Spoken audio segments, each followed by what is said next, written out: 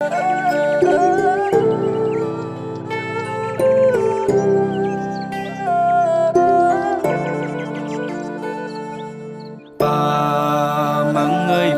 ំតោជួយមិនបានវៃសងគ្រួសារយើងកំពុងលំបាកវៃកូននេះក៏ច្រើនដែរហើយមិនឃើញសោកក៏ត្រើយពេលនេះកូនកំពុងខំប្រឹងបិទភ្នែកសួរខ្លួនឯងថាឯណាទៅផ្លូវខ្ញុំត្រូវដើរសុទ្ធតែជ្រុះមិនក៏គ្មានកម្មយន្តដើរមួយណាសិតត្រូវហើយមួយណាជាខ្លៅពេលខ្ញុំដើរផ្លូវខុសគេបែរជាសរសើរគេមិនចង់ឃើញខ្ញុំប្រសើរមើលមុខមើលមាត់ណាស់មុនរាប់គេជាខ្លៅពេលខ្លះក៏រាប់ខុសដូចជាពាក្យចាស់លោកបានប្រដៅស្គាល់មុខតែមិនអាចស្គាល់ចិនម៉ាំងអើយកូនសុំតោ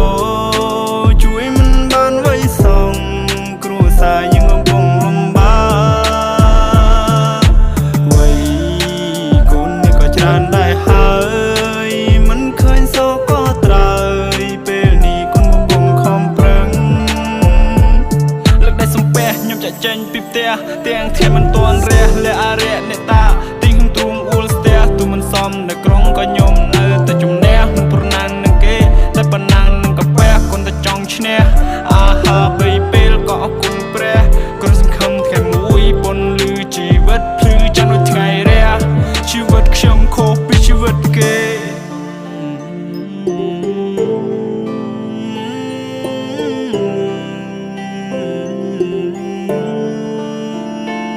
ជីវិតខ្ញុំខុសពីជីវិតគេគ្មានសៅរ៍អាទិត្យរវល់រហូតគ្មានពេលទំនេរខ្ញុំប្រឹងប៉ុណ្ណឹងហើយរឿងនេះមើលមិនឃើញទេបើខ្ញុំនៅតែក្រសុំក៏ពីលបានទេប្រឹងហើយក៏គេងមិនគ្រប់ធ្វើការតាំងពីព្រឹករហូតទល់ប្រលប់បើខ្ញុំមិនប្រឹងទេសុទ្ធតែបានអង្គ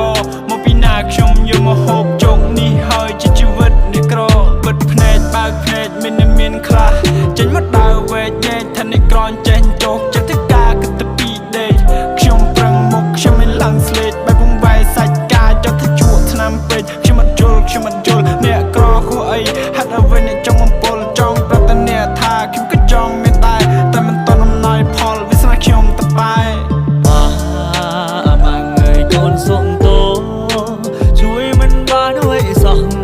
គ្រួសារយើងកំពុងលំបាកវៃ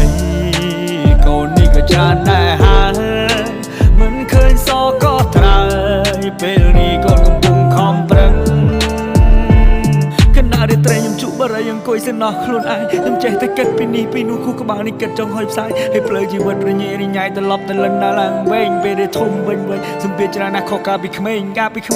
ស៊ីបាយឲ្យរត់ទៅលេងមិនដែលជាខ្វល់ឲ្យគិតគូពីរឿងអីផ្សេងប៉ុន្តែឥឡូវគិតច្រើនខ្ញុំផ្ទុះ my brain សំពីសំពងជីវិតមួយនេះលំបាកមែនរឿងជីវិតមិនលំបាកពេកហើយប្រឹងណាស់តែមិនឃើញកង់ក្រោយហើយពេលខ្លាចខ្ញុំវិតជាសែនហត់នៅហើយពេលខ្លាចខ្ញុំពិតជាសែនហត់នឿយយកទៅមនុស្សយើងមានជីវិតមួយដូចតែគ្នាតែជីវិតខ្ញុំវាដូចជារស់សែនវេទនាគេអ្នកមានគេរស់ស្រួលជីវភាពគេធូរធារតែខ្ញុំវិញក្រធ្វើចំណាក់មកនៅស្រុកគេសែនរងាជីវិតលំបាកត្រឡប់ទៅលិនឡើងមកវិញព្រោះតែក្រពេករៀនមិនចប់ទី12គ្មានចំណេះគ្មានជំនាញមានតែធ្វើជាកូលីញើសហូរឡើងសាមលីអូទៅដូរយកលុយទិញបាយស៊ីបើសិនយើងនៅតែអន់នៅគ្មានឯណាគេខ្វល់ទេទឹកមកមិនសូវប្រៃវាសាប់ដូចជាទឹកទន្លេ